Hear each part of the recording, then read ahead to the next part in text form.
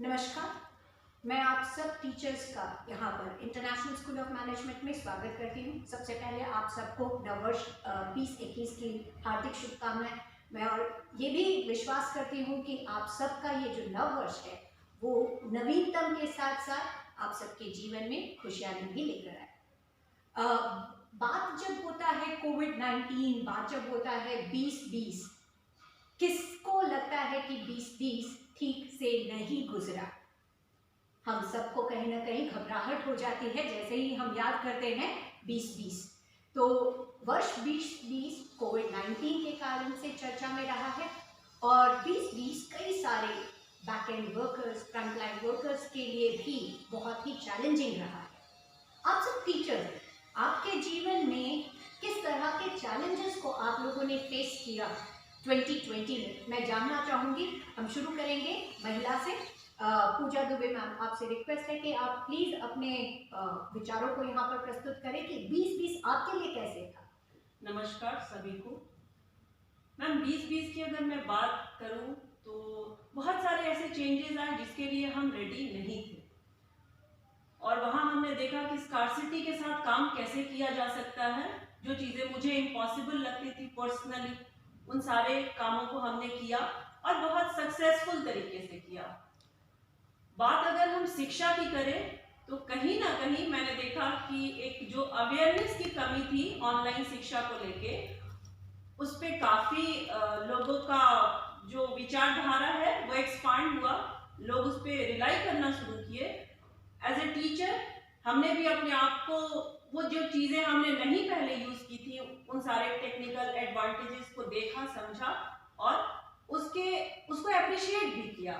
But उसके साथ बहुत सारी ऐसी चीज़ें हैं जो अनटच्ड रह गई, तो उस पर हमें ज़रूर विचार विमर्श करना चाहिए और करना है, ताकि आगे के समय में हमें देखना है कि किस तरीके से हम रीगेन कर सकें। तो एक पॉजिटिव नोट के साथ आप ये कह रही हैं कि आपने बहुत कुछ सीखा भी और अपने अंदर में परिवर्तन को भी महसूस किया है। जी शिल्पी मैम, आपका क्या कहना है? मैम, जैसे पूजा दुबे मैम ने कहा है कि सीखा, तो मैंने खुद भी सीखा और दूसरे को भी सिखाया। स्टूडेंट्स हमारे जो ऑफलाइन मोड में रहते थे, उन लोग ऑनलाइन के थ्रू हम लोग को ज्वाइन किए। हम लोग ऑनलाइन में बहुत सारी चीज़ सीखे, चाहे वो गूगल मीट हो, चाहे जूम का प्लेटफॉर्म हो।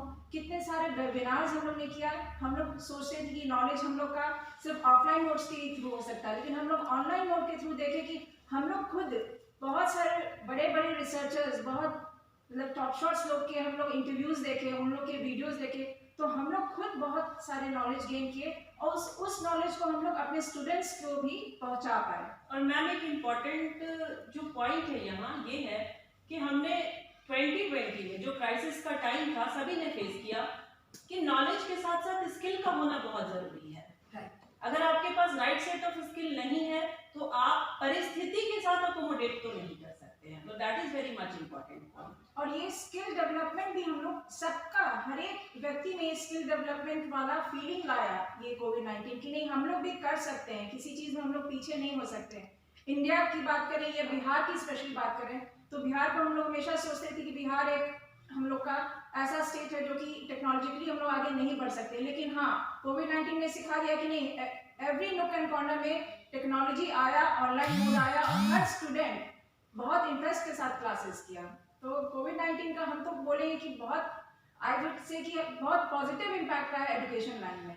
मैडम, मैं आपकी बात से सहमत होता हूँ कि बहुत सारे लोगों ने बहुत कुछ सीखा। बतौर शिक्षक भी हम लोगों ने बहुत कुछ सीखा, विद्यार्थियों ने बहुत कुछ सीखा, लेकिन हमारे समाज का एक वर्ग है जो इस कोविड-19 के कारण पैंडेमिक सिचुएशन में उन्होंने काफ़ी कुछ फेस भी किया। जैसे बेरोजगारी की समस्या बढ़ी। शिक्षा के क्षेत्र में बात करें तो टेक्नोलॉजी से जुड़े हुए जो लोग हैं या जिनके पास संसाधन मौजूद थे, वो लोग तो आसानी से पढ़ लिए। लेकिन मैं उदाहरण लूँ अगर अपने परिवार में ही, हमारे जो भतीजी हैं, तो वो किसी भी प्रकार से उसके कोई भी क्लासेस नहीं चले, कोई भी ऑनलाइन क्लासेस नहीं चले। उनको सिर्फ मोबाइल फ़ोन पर SMS पर असाइनमेंट दे दिया गया और उसी को वो सॉल्व कर रहे हैं और उसी को वो भेज रहे हैं। और कुछ लोग, कुछ स्कूल्स में जहाँ पर संसाधन है, उन्होंने पढ़वाया भी, ऑनलाइन कराया भी, सब कुछ कराया। लेकिन हम अपने ही घर में, हमारे घर में 3 बच्चे हैं, 2 बच्चों को सब सारी सुविधाएं मिली, लेकिन एक बच्चा को वैसा कोई भी सुविधा नहीं मिल पाया। ऑनलाइन वो क्लासेस भी नहीं कर पाए, घर पर ज़्यादातर समय बच्चे रहते हैं तो खेलकूद में ही उनका चला जाता है, पढ़ाई कम हो पाती है। तो हमारा मानना है कि बहुत कुछ तो हमने पाया, लेकिन समाज का एक वर्ग जो है जिनके पास संसाधन की कमी थी, उस कारण वो वर्ग काफ़ी बड़े स्तर पर वंचित रह गया। और ये 2020 का जो वर्ष था, पैंडेमिक के कारण तो ये बहुत बुरा रहा ही। बहुत लोग बीमार पड़े, बहुत लोग गुजर भी गए और बहुत बड़े स्तर पर हमें आर्थिक क्षति भी हुई, बेरोजगारी भी काफ़ी बढ़ी। और साथ साथ बतौर शिक्षक हमें ये देखना है कि हमने बहुत कुछ पाया, लेकिन एक जो वंचित वर्ग है उसके लिए हम क्या कर पाते हैं, उस पर हमारा राहुल कुमार सिन्हा जी का ये जो प्रश्न है ये बहुत ही उचित भी है, और ये हम सबको ध्यान में रखते हुए आगे अपना जो रोड मैप है, जिसे प्लान ऑफ एक्शन कहते हैं, ये हमें बनाना पड़ेगा। क्योंकि राहुल जी के हिसाब से कुछ ऐसा वर्ग है जो वंचित रह गया है। अब हम उन वंचित वर्गों के बारे में बात करें, सुनते हैं कि हमारे जो दूसरे जो शिक्षा के क्षेत्र में अपना योगदान दे रहे हैं, अपना एक्सपीरियंसेस शेयर कर रहे हैं, उनसे सुनते हैं कि उनका क्या ओपिनियन है इस एरिया को लेकर। मैं जानना चाहूंगी राजेश्वर दयाल जी से उनके ओपिनियन। देखिए, आप लोग जो बातें कर रहे हैं, मैं सारी बातों से सहमत हूँ। इसमें कुछ पक्ष में भी बात आप लोगों ने लाया है, कुछ विपक्ष में भी लाया है। जहाँ तक हमारे वर्ष 2020 की बात है, तो यह वरदान के साथ साथ एक अभिशाप भी रहा, या यूँ कहें कि अभिशाप के साथ साथ एक वरदान भी रहा। अभिशाप तो एकदम खुला हुआ है कि बहुत लोग गुजर गए, बहुत लोग परेशानी में हुए, आर्थिक क्षति, पूरा विश्व आर्थिक मंदी में चला गया। जहाँ तक शिक्षा क्षेत्र की बात है, तो 2020 के पहले वर्ष 2020 के पहले हम लोग एक टर्म वो हमेशा आता था, डिजिटल डिवाइड। विश्व में सबसे प्रगतिशील देश जो हमारा यूनाइटेड स्टेट्स ऑफ अमेरिका है, वहाँ भी अबाउट 33% का गैप हम लोगों का था डिजिटल डिवाइड का। कहने का मकसद कि वैसे लोग जिन लोगों को ये इंटरनेट, टेलीविजन, ये बहुत सारी चीज़ें सुविधाएं हैं, और वैसे लोग जिनको कि ये सुविधाएं नहीं हैं, और ये जो अंतराल है इसी को डिजिटल डिवाइड का टर्म दिया गया था, और इसी गैप को कम करने में पूरा विश्व लगा हुआ था। तो जैसा कि मैंने कहा कि यह एक अभिशाप के साथ साथ वरदान वर्ष भी हुआ, तो यह पैंडेमिक वर्ष जो 2020 आया, ये एक वरदान के रूप में आया कि ये डिजिटल डिवाइड टर्मिनोलॉजी ही डिमिनिश हो गया, विलुप्त हो गया हमारे समाज से। हम सारे लोग जुट गए। कैसे जुटे? तो हम लोग फिजिकल डिस्टेंस तो हो गया, लेकिन हम लोगों का वर्चुअल डिस्टेंस एकदम हम लोग नजदीक आ गए, हम लोग सारे लोग मिल गए। आज देखिए, जितना भी अगर ट्रेडिंग की बात की जाए, तो जितना 5 साल में फिजिकल ट्रेडिंग हुआ है, उससे ज्यादा 1 साल में हमारा ये वर्चुअल ट्रेडिंग हुआ है। जैसे कि बात करता हूँ, एक ही बात पूरी बात कर लेते हैं। उसके बाद रहा बात हम लोगों का शिक्षा, की टीचिंग में यह बात सही है कि यह अगर हम लोग इसको कुछ स्पेशलाइज्ड टर्म में इसको लाया जाए, तो जो वोकेशनल कोर्सेज हैं, जो टेक्निकल कोर्सेज हैं, उनके प्रैक्टिकल एस्पेक्ट हम लोग कवर नहीं कर पाए। लेकिन अगर उन प्रैक्टिकल एस्पेक्ट को छोड़ दिया जाए, तो थियोरेटिकल एस्पेक्ट का ये सबसे बढ़िया माध्यम है। इसी कारण से आज पूरे वर्ल्ड में ब्लेंडेड टीचिंग का कंसेप्ट डेवलप हो रहा है, जिसमें कि ये हम लोगों का नॉर्मल होने के बाद, अनलॉक होने के बाद जो न्यू नॉर्मल होगा, उसमें भी हम लोगों की प्रयास होगी कि हम लोग दोनों को मिला करके चलें। तो शिक्षा में भी एक बदलाव आया, यही वरदान के रूप में बदलाव आया, और यही सर मैं आपकी बात से इस बात से सहमत होता हूँ कि आज के समय में पैंडेमिक के कारण बहुत सारे लोग डिजिटल वर्ल्ड से करीब हुए, टेक्नोलॉजी को उन्होंने जाना, लेकिन समाज का फिर से मैं दोहरा रहा हूँ इस बात को कि हमने देखा, जब मैं सुबह कॉलेज आ रहा था, कि छोटे छोटे बच्चे हैं, ग्रामीण क्षेत्र के बच्चे हैं, मतलब उनके चेहरे पर मास्क भी नहीं है, और वो एक किताब कॉपी लेकर चले जा रहे हैं पढ़ने के लिए, कहीं जहाँ भी जा रहे हो, स्कूल जा रहे हैं, कोचिंग जा रहे हो।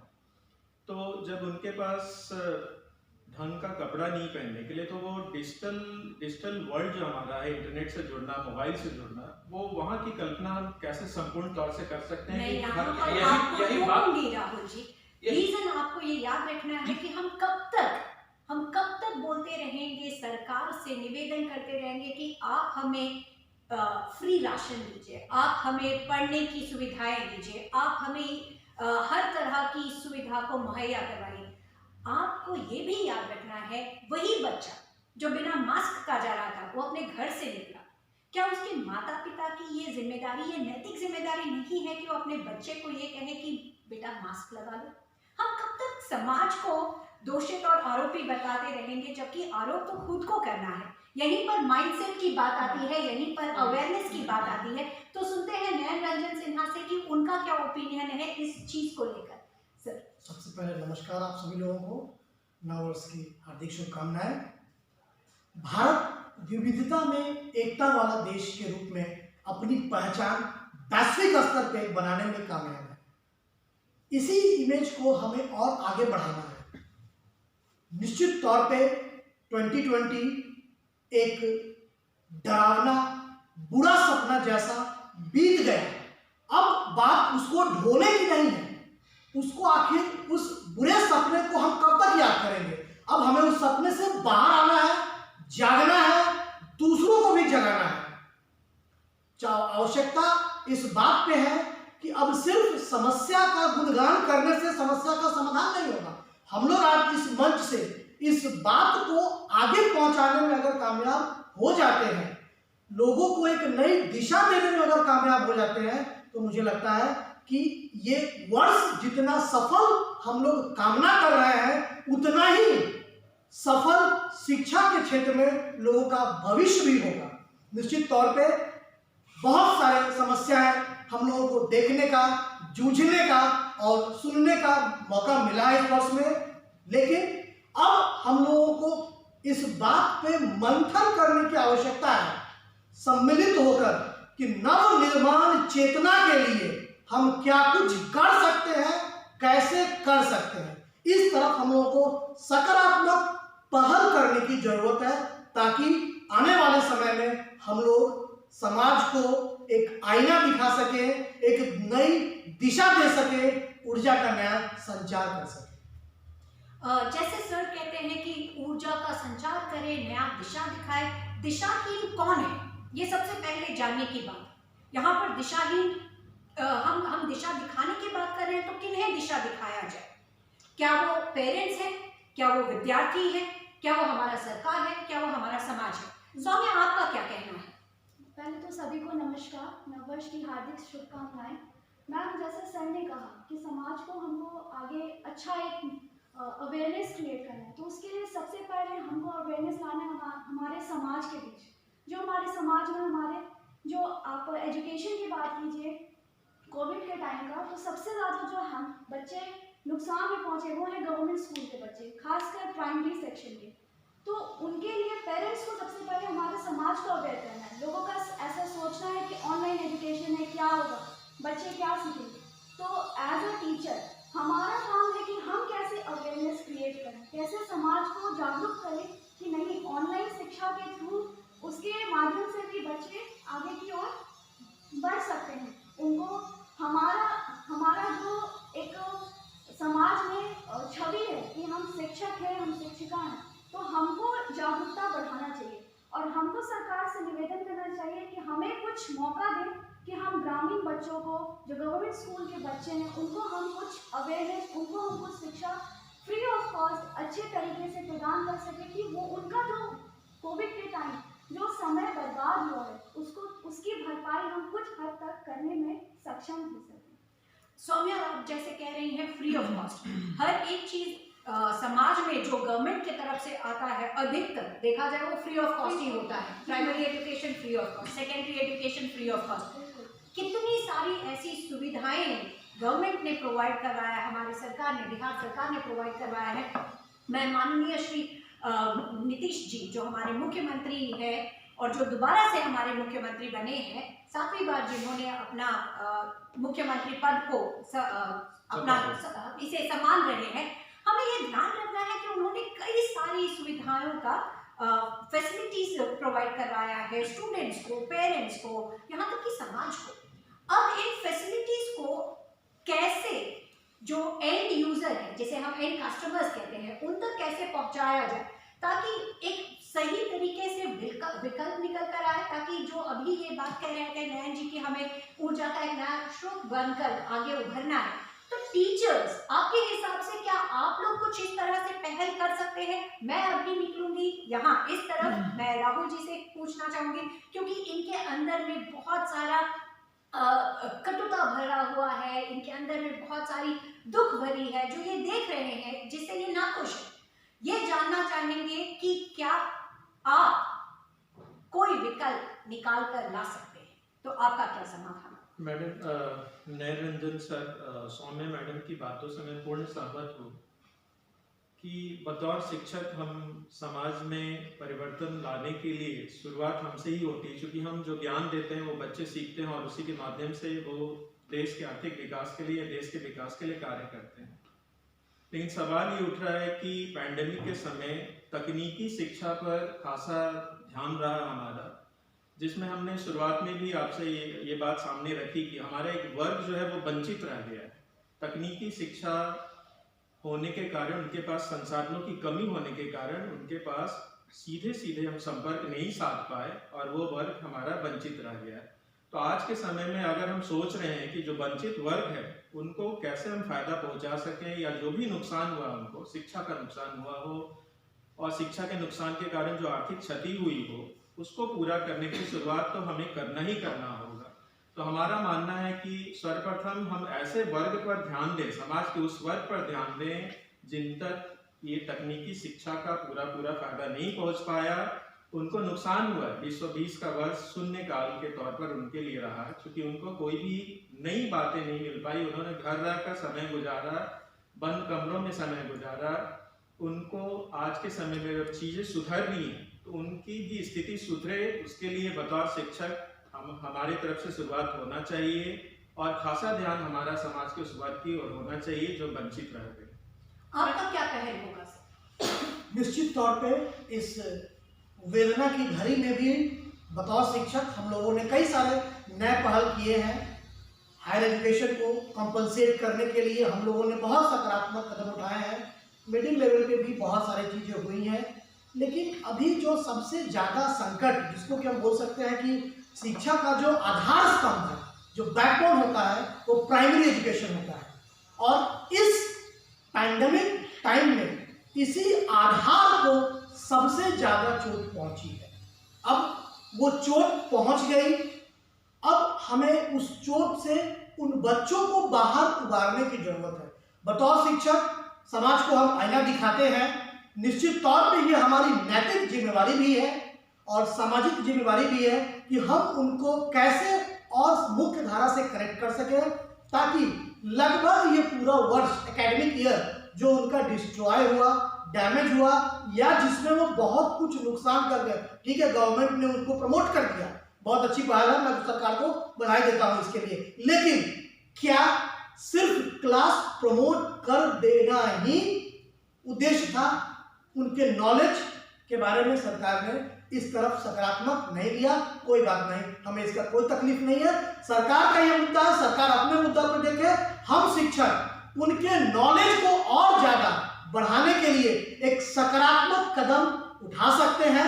हम अपनी तरफ से ये कोशिश कर सकते हैं, बढ़ती हुई टेक्नोलॉजी का इस्तेमाल करते हुए जहां तक संभव हो पाएगा, निश्चित तौर पे हम लोग उन बच्चों को भी मुख्य धारा से जोड़ने का प्रयास करेंगे जिन्होंने शायद पिछले एक साल में कुछ भी नहीं सीखा हो। मैं अपना एक लाइफ एक्सपीरियंस भी शेयर करना चाहूँगा कि मैंने कई सारे 2.5 साल 3 साल के एज के बच्चों को देखा है, जो वो ये आज के सबसे रिमार्केबल मुद्दा अभी ये भी बनता दिख रहा है कि पहले छोटे बच्चों में ये एक्साइटमेंट होता था कि मैं स्कूल जाऊँगा, वो घर में ये जाऊँगा या जाऊँगी, वो घर में वाटर बोतल, लंच बॉक्स, बैग का मॉक ड्रिल अक्सर किया करते थे। आज के बच्चे इस पैंडेमिक को देख के डर गए हैं और वो अपने पेरेंट्स से कहते हैं, मामा पापा मैं घर में ही पढ़ूंगा या घर में पढ़ूंगा, मुझे स्कूल नहीं जाना। ये डर को निकालना पड़ेगा। इस डर के बाद उनको शिक्षित करना पड़ेगा, उनके गार्जियन को समझाना पड़ेगा कि नहीं, हमें जो आवश्यक पहल है, जो जरूरी समस्या के बचने के लिए जो आवश्यक हमारे पास समाधान संभव है, उन समाधान के अंदर रह के उन जरूरी प्रिकॉशंस को रखते हुए ऑनलाइन भी और ऑफलाइन भी धीरे धीरे हम अब अपने बच्चों को मोटिवेट करें। बतौर शिक्षक हम लोग निश्चित तौर पे इसमें एक सकारात्मक पहल करके एक आईना दिखाने का काम कर सकते हैं और देश के भविष्य को और उज्जवल बना सकते हैं। पूजा दुबे, आपका क्या कहना है? मैम, मैं सभी के विचारों को बहुत गौर से सुन रही थी। मेरा विचार हो सकता है कुछ लोग सहमत भी हों और कुछ असहमत भी हों। जैसा कि हम रिसोर्सेज के स्कार्सिटी पे बहुत बात करते हैं, मेरा ये मानना है कि जो हमारे पास है वो बहुत है और उसको हम क्या पूरे तरीके से यूज कर रहे हैं, जैसा कि हम लोग मैनेजमेंट में एक टर्म भी कहते हैं एफिशिएंसी। तो मेरा ये मानना है कि क्या हम जो है उसको पूर्ण तरीके से उपयोग कर पा रहे हैं। दूसरा, जो पहल लेने की बात है या फिर रास्ता दिखाने की बात है, तो मैम उसमें स्वयं का योगदान बहुत जरूरी है। हम ये कहते हैं कि ये करना चाहिए, क्या हम ये खुद कर रहे हैं, ये बहुत महत्वपूर्ण है। मैं लॉकडाउन की ये बात करूं, मैं एक शिक्षिका हूँ, मैं घर जाती हूँ तो मैं एक माँ भी हूँ। मेरी बेटी जब मुझे कहती है कि मम्मी अभी स्कूल बंद है तो आप मेरी 4 से 5 डांस टीचर बन जाओ, 6 से 7 मेरी मैम बन जाओ और आप मुझे ऐसे पढ़ाओ, और उसका बैग पैक करके वो उन समय पे मेरे पास चली आती है। तो ये छोटी छोटी पहल जिनको हम इग्नोर नहीं कर सकते हैं। और माइंडसेट, तो जैसा शिल्पी कविता मैम ने कहा था कि माइंडसेट हमें इम्प्रूव करना है, बट मैम हम किसी वर्ग पे रिलाई नहीं कर सकते हैं that they will come front end they will take the initiative. We as an individual can do anything, and while contributing towards the field of education, our role as a teacher is big. So sir की भी बात सही है कि primary वर्ग कहीं ना कहीं बहुत ज्यादा क्षति पहुंचा है, बट हम सब मिलके एक ऐसा रोड मैप बनाएं कि उस वर्ग के क्षति को हम पूर्ण कर सकें। और आप इस मंच से एक अच्छा सा रोड मैप तैयार कीजिए, हम सब के सहयोग से, हम सब आपके सहयोग में पूर्ण रूप से खड़े हैं। बहुत बहुत ही बढ़िया लगा कि अब टीचर्स अपने आप से पहल ले रही हैं, और पहल में जब हम पहल की बात करते हैं तो सबसे पहला जो प्रश्न उठता है कि कौन करेगा, करेगा कौन? हम करेंगे। हम से कहाँ से शुरू होगा? मैं से शुरू होगा। तो हम में जो म है और वो मैं हूँ, तो मैं तो करूँगी ही, मैं ज़रूर चाहूँगी कि मेरे साथ जुड़े वो सारे शिक्षक और जो शिक्षा विभाग में जो लोग हैं, ताकि आने वाले इस साल में हम 2020 की पूरी तरीके से भरपाई कर सकें। शिल्पी जी, आपका क्या कहना है? मैम, हम लोग एज ए शिक्षक हम लोग सब करेंगे, लेकिन इससे सिर्फ अकेले हम लोग इस चीज़ को नहीं कर पाएंगे। हम लोग को गवर्नमेंट की सपोर्ट भी चाहिए। हम लोग को चाहिए, हम लोग जानना चाहते हैं कि किस वर्ग के लोग, ये कौन सारे हमारे जो स्टूडेंट्स रहे हैं जिनको कोविड-19 में बहुत ज़्यादा क्षति पहुंचाया गया है। तो उस क्षति को हम लोग पूरा तभी कर सकते हैं जब हम लोग को पता चले कि किसको करना है, कहाँ करना है, कैसे करना है। कैसे करना है वो हम डिसाइड करेंगे, हम तो जान रहे हैं, लेकिन किसको करना है, किसको फोकस करना है, ये कहीं ना कहीं मुझे लगता है गवर्नमेंट को इनिशिएटिव लेके हम लोग तक ये इन्फॉर्मेशन आ जाना चाहिए कि किस वर्ग को या कौन से ऐसे बच्चे हैं जो कि वंचित रहे हैं कोविड-19 में। क्योंकि मैक्सिमम जैसे अर्बन एरियाज में तो बच्चे लोग नहीं रहे हैं वंचित। अर्बन एरियाज में जितने स्कूल्स कॉलेजेस रहे ऑनलाइन मोड में आ गए। रूरल एरियाज में, खासकर जो रूरल एरियाज में जहाँ खुद शिक्षक नहीं बहुत टेक्नो सेवी रहे हैं, उन लोगों को बहुत प्रॉब्लम हुआ। तो वैसे लोगों के बारे में हम लोग को जानकारी की ज़रूरत है। वैसी जानकारी अगर गवर्नमेंट हम लोग को दे देगी तो हम लोग यहाँ खड़े हैं उनको सपोर्ट करने के लिए। सुनकर बहुत ही अच्छा लगा। मुझे लग रहा है कि अब जो इस बात को सुनेगा, जो हमारे साथ के, जो हमारे हम कह सकते हैं कि जो शिक्षक गण जितने भी लोग हैं, जिनको लगता है कि कुछ कमी है उनके अंदर, उस कमी को दूर किया जा सकता है, तो हम खड़े हैं आपके साथ और आपका साथ निभाने के लिए, आपके काम को नहीं छीनने के लिए। मन में जैसे ही ये बात आती है कि हाँ ये काम ये कर देंगे, तो हम आपका जॉब पर खतरा नहीं बनने वाले हैं। यहाँ पे सहयोगिता और सहभागिता, इसके ऊपर हम लोग पूरा फोकस करेंगे। इसीलिए ये वर्ड मैंने सपोर्ट कहा। हम लोग सपोर्ट करेंगे, राइट। बैकबोन्स तो वही रहेंगे। यस। यहाँ एक बात हम जोड़ना चाहेंगे कि सभी लोग कह रहे हैं कि प्राथमिक शिक्षा को काफ़ी नुकसान हुआ है। हमारे बच्चे, कई लोग उदाहरण स्वरूप भी कुछ अपना अनुभव प्रस्तुत किए हैं। तो हमारे समय से हम लोग क्यों नहीं शुरू किया जाए प्राथमिक स्कूलों से, प्राथमिक विद्यालय को हम लोग एक जगह बनाया जाए जहाँ से यह काम शुरू हो। क्योंकि मैं कुछ ग्रामीण क्षेत्र से जुड़ा हुआ हूँ। कई बार हमारे गांव से कई लोग जो शिक्षक हैं वो लोग हमसे पूछा करते थे कि चाचा जी ये कैसे होगा, हमको क्लास मिलना है, ये करना है। तो उन्हीं दिनों मैंने एक अपना अभ्यास शुरू किया और कई लोगों को वर्चुअल मोड में ही मैं ये बताना शुरू किया कि भाई आप जो अपना स्मार्टफोन रखे हुए हैं वो केवल व्हाट्सएप और फेसबुक चलाने के लिए नहीं है, और उसका यूज कैसे कीजिएगा ये चीज़ मैं कई लोगों को, अपने गांव के लोगों को बताया। तो इसलिए मेरे समझ से हम लोगों के पास यह निर्धारित जगह भी बन सकता है कि हम लोग प्राथमिक विद्यालय जो अपने इर्द गिर्द जो हमारे इलाके में पड़ता है वहाँ से हम लोग यह काम शुरू करें, और वैसे अभिभावकों को हम लोग प्रेरित करें कि आप जो अपने बच्चे को दूर कर रहे हो कि महामारी फैली हुई है, इससे मत मिलो, उससे मत मिलो, वो सब अपनी जगह पर है, लेकिन उनके लिए घर बैठ के भी आप कुछ कर सकते हो। कोई जरूरी नहीं है कि आपके पास लंबा चौड़ा मोबाइल फोन होना आवश्यक है। हम लोग छोटे फोन से भी आपको बहुत कुछ ऐसा संवाद प्रस्तुत कर सकते हैं जिससे कि आप उस चीज को घर में खुद से देख पाओ। ये मेरा अपना व्यक्तिगत विचार। तो इन विचारों के साथ मैं कहूँगी कि आप सबका मैं तहे दिल से शुक्रिया करती हूँ। मैं कहती हूँ कि आप सब ने जो ये बात रखा है, प्रस्ताव रखा है, इंटरनेशनल स्कूल ऑफ मैनेजमेंट जो हमारा कह सकते हैं कि हम बहुत बड़े स्तर पर काम नहीं कर पाएंगे, लेकिन हम अपने छोटी सी पहल लेना चाह रहे हैं। मैं सरकार से, नीतीश के गवर्नमेंट से मैं ये अनुरोध करूँगी, मैं चाहूंगी कि हमारे जो मुख्यमंत्री जी हैं वो इस बात को सुने और हमारी इस पहल को आगे और बढ़ाने में हमारा साथ दे। हम ये नहीं कह रहे हैं कि हम किसी और के कार्य को करने जा रहे हैं, यह हमारा ही कार्य है। हम सारे शिक्षकगण हैं, हम टीचर्स की एक बेसिक रिस्पॉन्सिबिलिटी बनती है कि हम प्राइमरी से लेकर हायर और उससे भी ज़्यादा प्रोफेशनल स्टडीज तक बच्चों को एम्प्लॉयबल बनाएं। जब हम एम्प्लॉयबल बनाने की बात करते हैं तो उनके अंदर में कौशलता, कुशलता, ये दोनों ही एक मापदंड बनता है। ये दो जो मापदंड है, कौशलता और कुशलता, ये तब तक नहीं हो सकता जब तक मेरे प्राइमरी स्कूल के बच्चे अच्छे से पढ़ लिख कर आगे सेकेंडरी और सेकेंडरी के बाद फिर हायर एजुकेशन और हायर एजुकेशन के बाद अपने करियर को चूज करते हुए प्रोफेशनल स्टडीज में एंटर करें।